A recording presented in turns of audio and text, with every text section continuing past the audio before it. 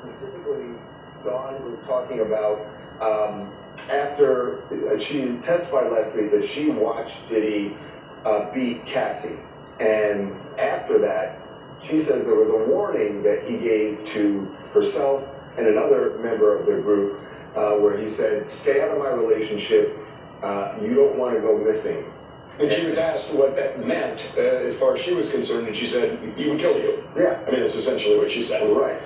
So that was a large part of her testimony. And then it got interesting when she was cross-examined also, because Diddy's attorneys tried their best to punch holes in a lot of what she had to say on the stand. So joining us now is Dawn Richard's attorney, Lisa Bloom. Lisa, welcome to TMZ Live. Thank you for having me. Lisa, I was fascinated that, you filed a civil suit on Dawn's behalf, and there are a lot of allegations about things that Dawn says Diddy did to her, but she was really used as now the most central figure of the people testifying so far as to racketeering, talking about drugs, talking about guns, talking about threats, right? So you make a very good point. And yes, the civil case that we filed a week before the government filed this criminal case, I always want to emphasize that, we filed our case first, and yet the government's case is very similar to our civil case in many ways. But you're right, she testified not only about what she witnessed in terms of the violence, which a number of people have also testified about very consistently,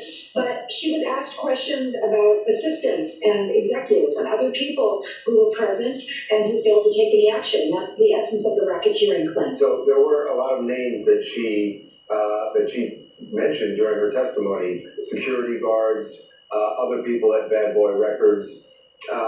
It does seem like this was. Tanasha Raymond just told me on Voice to Skull that she lets Felix Addai in apartment 4J add this kind of AI to the TV, and there's nothing I can do about it.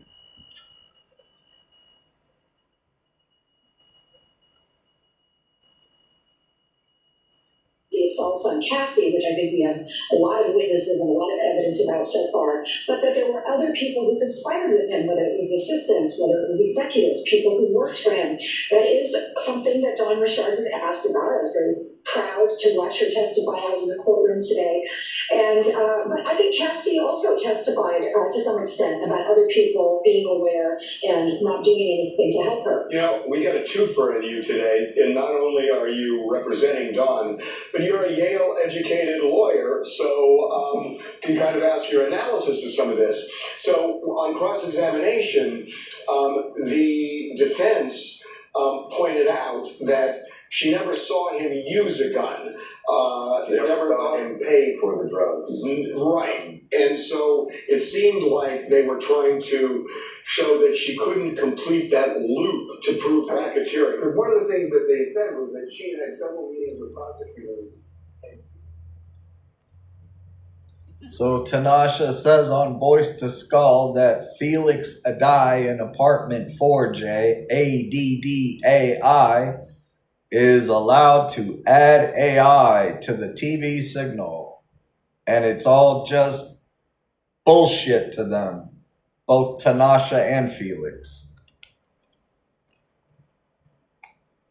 Consistencies, and it's kind of, one-on-one attorney that you're going to take all of the statements and you're going to line them up and you're going to try to find some inconsistencies and then show that they're a liar. I think it came across that Dawn was a very honest, straightforward person who was doing her best. She's a musician. She hasn't been in court before. And she's just trying to tell the story of something that was a very painful part of her life.